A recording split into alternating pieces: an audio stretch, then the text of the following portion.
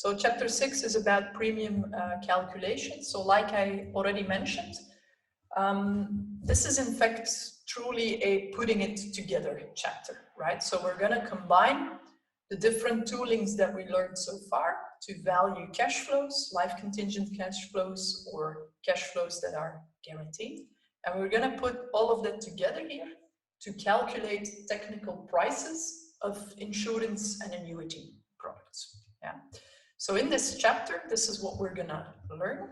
We're going to calculate the premiums, and we're going to do this by establishing a sort of equivalence called the actuarial equivalence between the expected present value of benefit outgo and the expected present value of premium income.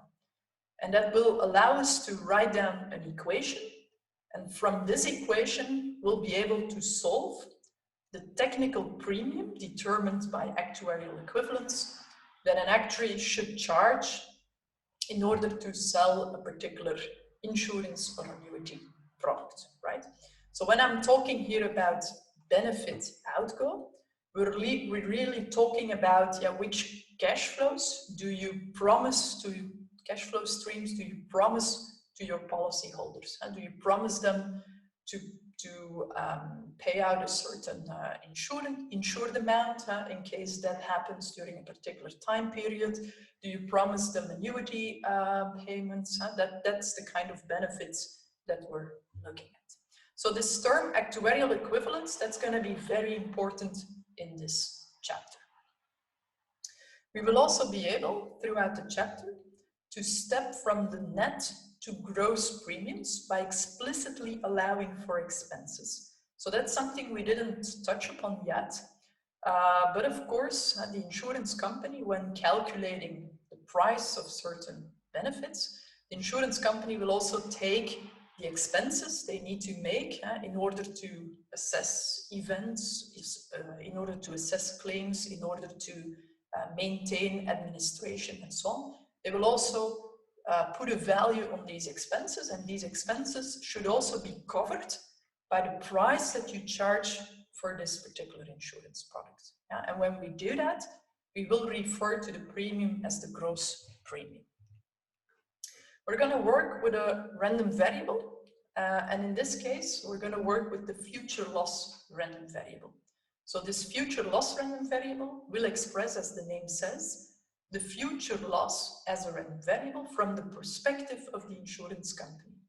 And we're going to find the premium by looking at the expected value of this random variable and by, for instance, writing down the equation that says which premium should I charge if I put as the condition that the expected future loss should be equal to 0. And that would give me then this actuarial equivalence that we're going to talk about, and that would allow me to calculate a technical premium for my insurance product. So that's what we're going to do. Okay. So recall that an insurance policy is, of course, it's a contract. It's a financial agreement between the insurance company and the policyholder. And we want to keep in mind that the insurer agrees to pay certain benefits when certain events happen during a specified policy period. And that's the aspect that we focused on so far. But of course, in return for receiving these benefits, the policyholder should pay something. The policyholder agrees to pay premiums to secure the benefits. And today, so we're going to focus in this chapter on the second bullet. So how should you calculate these premiums? So far in the previous chapters, we explicitly focused on the first bullet by valuing different types of benefits as promised, as guaranteed in different types of insurance contracts. So once again, the difference between the net premium and the premium that takes into account expenses. So if the premium does not allow for companies' expenses, we're going to talk about net premium, also referred to as the risk premium or the technical premium. If the premium does explicitly allow for expenses, then we talk about the office or the expense-loaded premium or the gross premium. Yeah? This is often denoted with a superscript N versus a superscript G to denote this difference. So if you look at the premiums, then you may have different types of structures to set up this premium stream if you want. You can come up with a single payment, so a single premium to be paid by the policyholder. In Dutch, we call that de koopsom. And in fact, you already learned about, or you already figured out how to calculate this single technical premium for different insurance products, because that's exactly what this EPV of the product would be about, right? So that's the single payment, that's the single technical premium. But of course, in reality, we do not often, or we do not always sell these products against a single payment against koopsom. Very often, insureds, policyholders, will want to spread out these premiums over different years, and they want to pay a regular series of payments because that makes the product way more affordable for them, right? So they want, for instance, to pay a premium every year or every month, and then we should also be able to calculate that. And the premiums, they may be a level amount or they may change over time. So in here, the term level is very important because if we speak about level premiums in exercises, in exam questions and so on, then we refer to a premium that stays constant. Yeah? And having a constant premium, that is of course interesting from the perspective of the policyholder, because then you know at the start of the contract what's gonna happen, and you can pay over a certain number of years. You can pay a fixed and constant amount. Whereas if the premium would increase over time, for example, or if the premium would be really covering the risk encountered during a certain year of the contract, then premiums could increase by when policyholders become older, for example. Premiums could increase, leaving or creating difficulties for the policyholders in order to afford the product that we put together against this for the constructed premium stream. Yeah, so that is often, if you look at health insurance products, if you look at life insurance products, that is often why we try to create this level premium that stays constant over time, which makes the product affordable for the policyholder, also when the policyholder becomes older. And for example, in the context of a health insurance contract, when the policyholder becomes older, typically the health costs will also increase. So that would create, if you would sell this contract against a premium that covers the risk for every year in the contract, then these premiums would increase in such a way that it becomes difficult for the policyholder to afford this product. Yeah? So we're going to spread out these premium payments by charging a level amount over several years of the contract. And the whole question we want to solve in this chapter is how should we calculate these premiums? Yeah? Premiums are payable in advance, and this seems obvious, but we should pay attention to that, right? The insurance business has an inverted production cycle, so that means you're going to charge the premium, you're going to charge the product of the product that you're selling, the risk that you are covering in the insurance contract. You're going to charge the premiums at the beginning of the year, because otherwise, if you would charge these premiums at the end of the year, then the policyholder knows what's going to happen during this year, and it will then not make sense to buy the insurance cover for the year that passed in the contract. Yeah? So we're going to charge these premiums at the start of the year. We're going to make the premiums payable in advance, And that is because we say, okay, we promise you to cover certain events, to cover certain losses for the year that will come. So we need to receive our premiums as an insurance company before the start of the contract. Premiums cease to be payable on the death of the policyholder. So that means we're going to value premiums using the concept of a life annuity. Because at the moment that our policyholder dies, we'll no longer be able to receive premium payments from the policyholder, right? So the premiums, they stop, the premium stream stops on the death of the policyholder. That's obvious, but also very important because it will determine how we should value this stream of premium payments.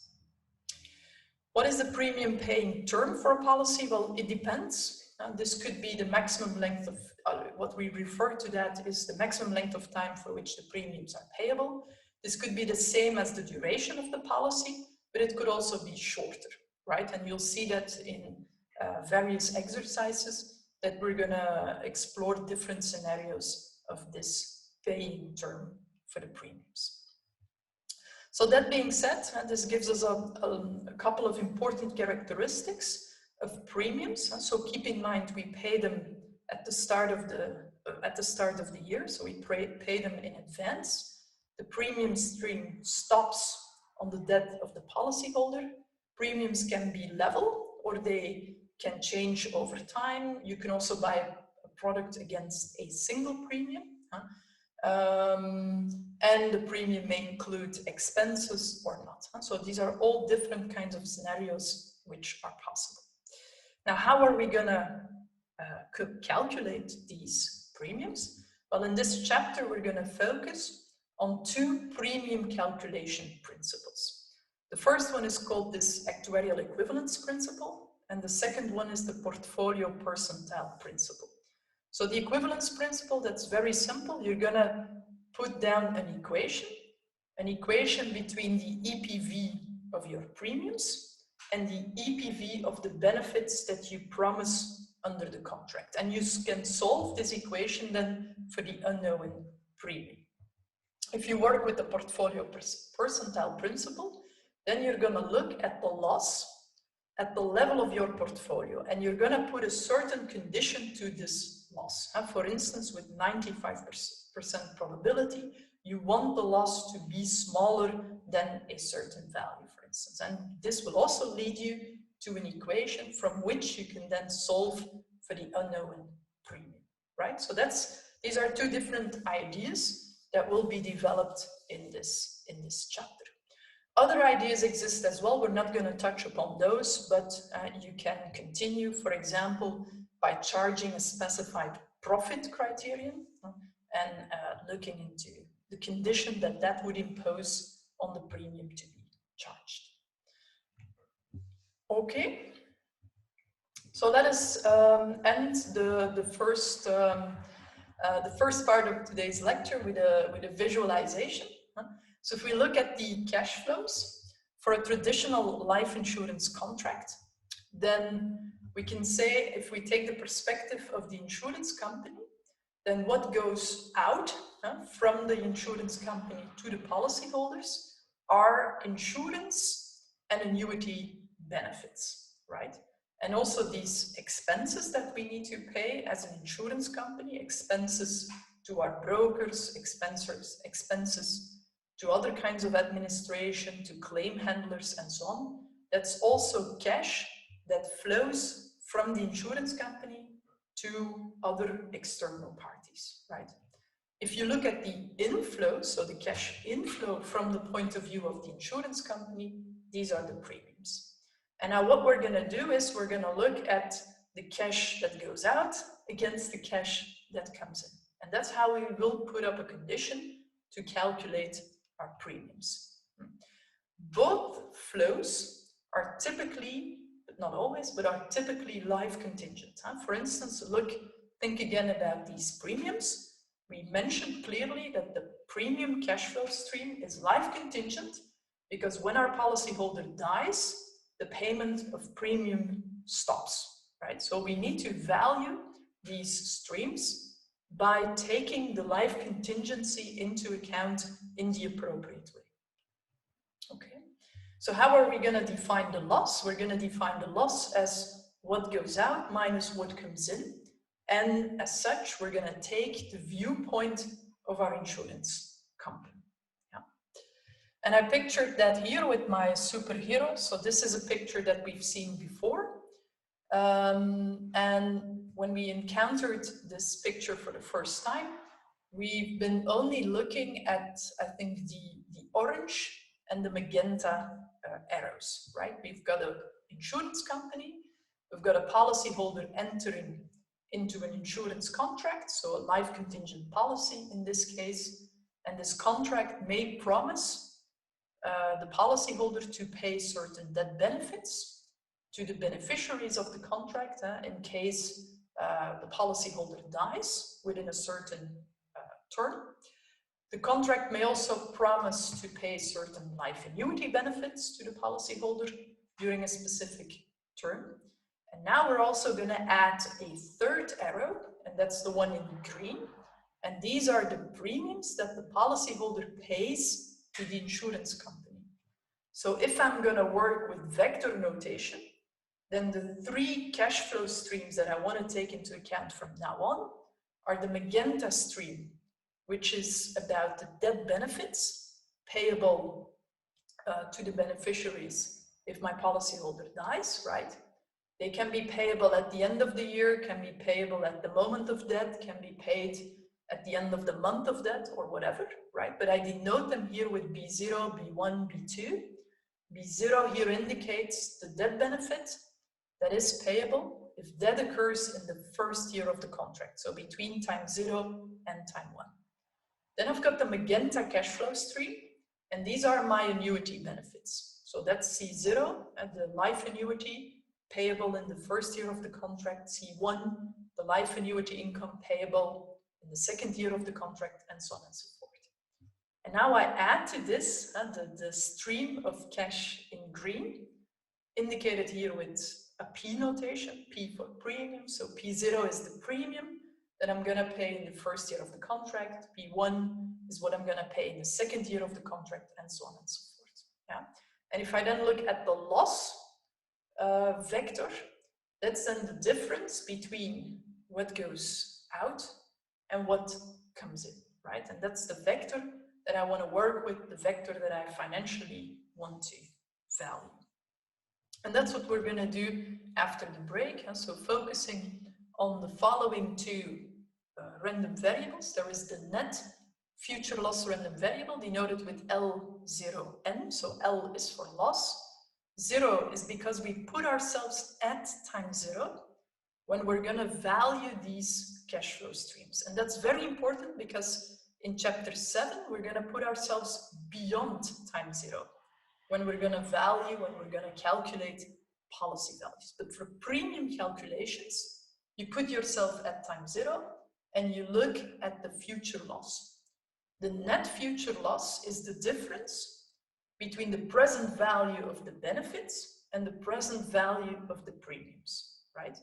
If you then look at the gross future loss random variable, then you have the present value of the benefits plus the present value of the expenses minus the present value of the premiums.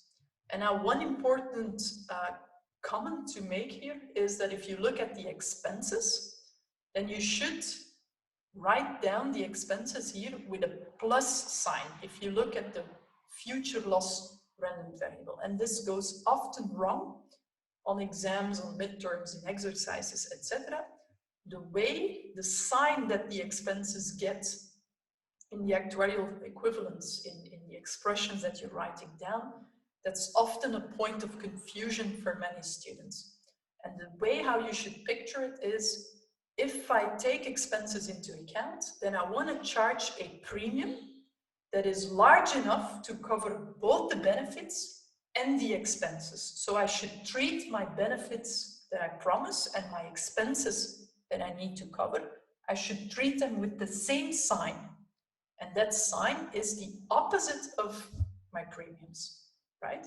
So here, if I look at the loss, then I say what the cash that flows from the insurance company to external parties, that's the benefits on the one hand, and that's the expenses on the other hand. And the cash that flows in from the policyholders to the insurance company, these are my premiums, right? So we're gonna do a couple of exercises after the break, but make a note here. I indicated here in red on the sheet.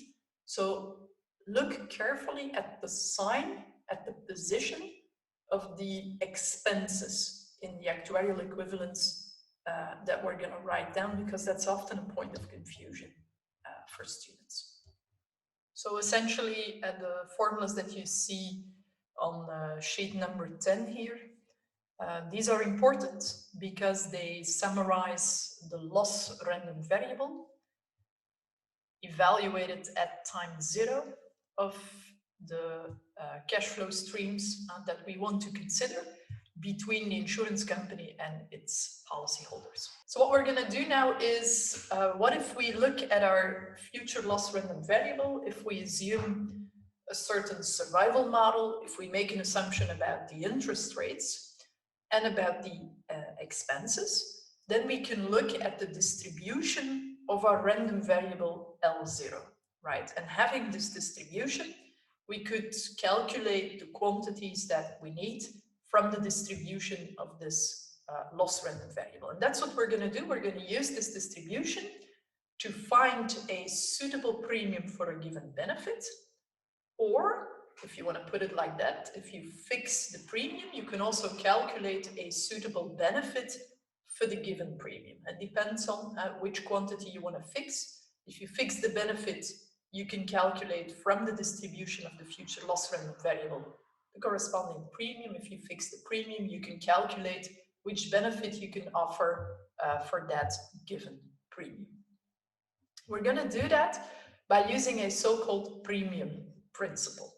And premium principles are very relevant in actuarial science, and not only in the life insurance domain, also in the non-life insurance domain. You'll have to use such a principle to figure out which premium you should charge for a given insurance contract. And what we're going to start from is we're going to set the net premium such that the expected loss is equal to 0. And that's often referred to as the technical premium or the risk premium. So this is a premium that does not take expenses into account and which guarantees an equilibrium between the expected value of the benefits and the expected present value of the premiums. So this is the actuarially equivalent premium. If you look at the traditional life insurance domain, then this is the most commonly applied premium principle. And like I said, it balances the EPV of the benefits with the EPV of the premiums received, right?